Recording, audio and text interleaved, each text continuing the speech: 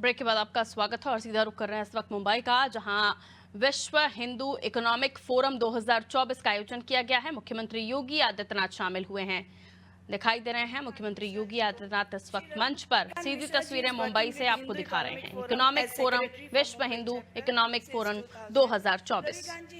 Professional corporate experience for 4 decades. He has worked with Tata and Larsen and Toubro Group in senior management positions.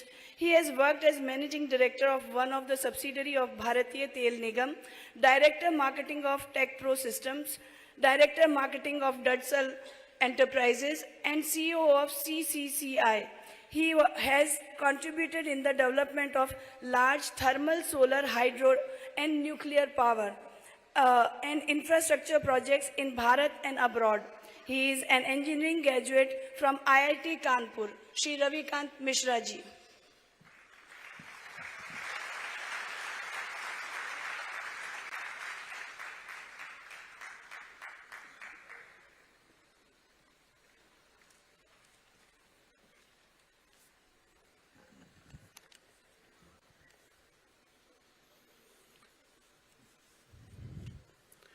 आदरणीय गोरक्ष पीठाधीश्वर और उत्तर प्रदेश के यशस्वी मुख्यमंत्री महंत योगी आदित्यनाथ जी, आदरणीय Swami Vigyanananda ji, distinguished guest, delegates from Bharat and abroad, ladies and gentleman, आप सब लोगों को मेरा सादर नमस्ते।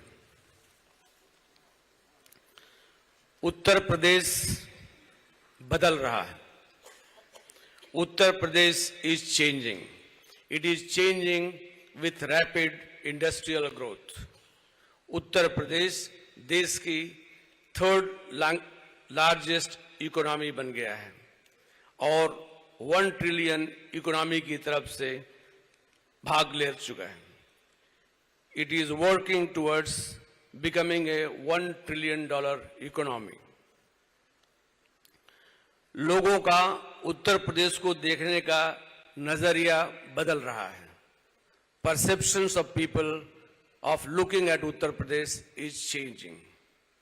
उत्तर प्रदेश के मॉडल की चर्चा चारों तरफ होने लगी है। सुनने में अच्छा लगता है क्योंकि मैं भी उत्तर प्रदेश से आता हूं। देश और विदेशों से लोग काशी, मथुरा और अयोध्या की यात्रा पर निकल चुके हैं। जिन्होंने एक बार यात्रा कर ली वो दूसरी बार आना चाहते हैं। होटलों में रिजर्वेशन नहीं मिल रहा है, नए नए होटल और लेकिन कोई सुधार नहीं होता था। जब 2014 में मोदी जी आए तो मुझे लगा, क्योंकि मैं भी गुजरात में रह चुका हूं, कि उसकी स्पीड तो ज्यादा होगी उनके आने की। दलित देश राम राज्य की परिकल्पना को साकार कर सकता है क्या? ये तो मैंने रामायण काल की बात कर दी, ये मैंने महाभारत काल की बात भी कर दी। दुनिया के अंदर आज की सभ्यता, संस्कृतियां जितनी भी हैं, ये सब उसके बाद पनपी है।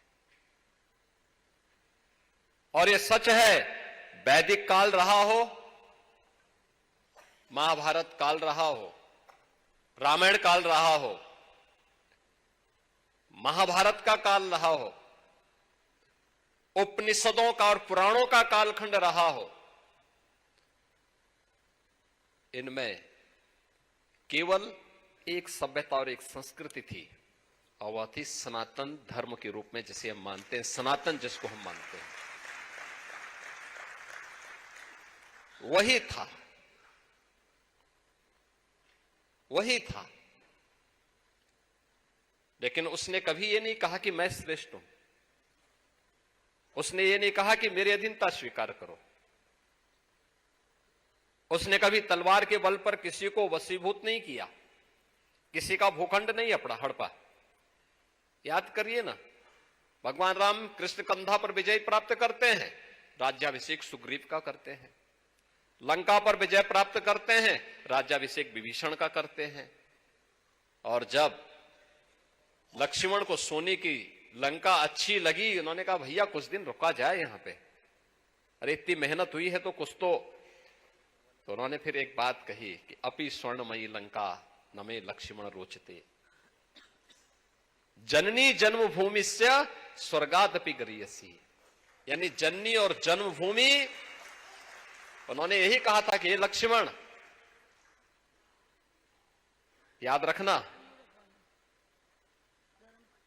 ये सोने की लंका मुझे कतई रुचती नहीं है, यानी मेरी रुचि का नहीं है विषय।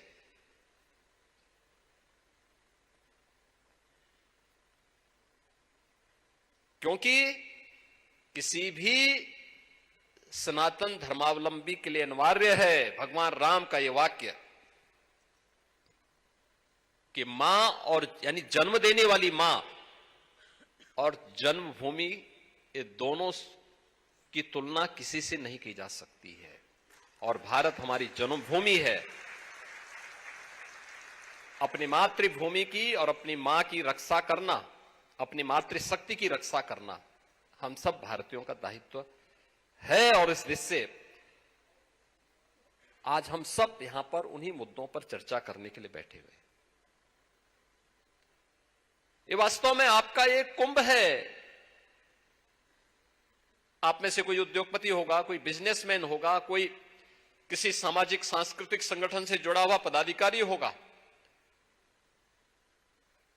कार्य का क्षेत्र वह हो सकता है, लेकिन चिंतन का शैली वही है जो भारत की ऋषि परंपरा की शैली थी। हम एक साथ बैठेंगे, चिंतन करेंगे, अपने मुद्दों को रखेंगे, फिर एक निष्कर्ष पर पहुंचेंगे और फिर अपने देश और अपने समाज के लिए जो उपयोगी है उसे प्राप्त करने के लिए आगे बढ़ेंगे। अब छोड़िए महाभारत काल और उपनिषद काल खंड पुराणों के, उसके बाद के कालखंड को भी हम छोड़े।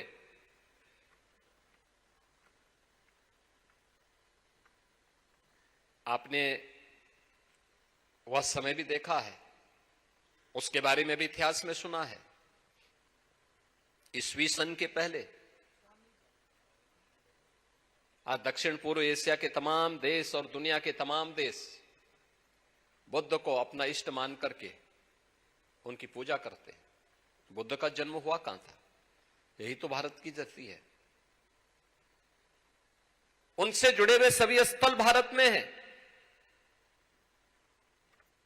भगवान बुद्ध ने ज्ञान प्राप्त किया गया बिहार में, पहला उपदेश दिया सारनाथ उत्तर प्रदेश में, सर्वाधिक चातुर्मास सन्यासी परंपरा, सन्यास की परंपरा में सर्वाधिक चातुर्मास, बरसात का जो 4 माह का कालखंड होता है, वो सर्वाधिक व्यतीत किए वस्त्रावस्ती उत्तर प्रदेश में। भगवान बुद्ध से जुड़े हुए अन्य महत्वपूर्ण स्थल,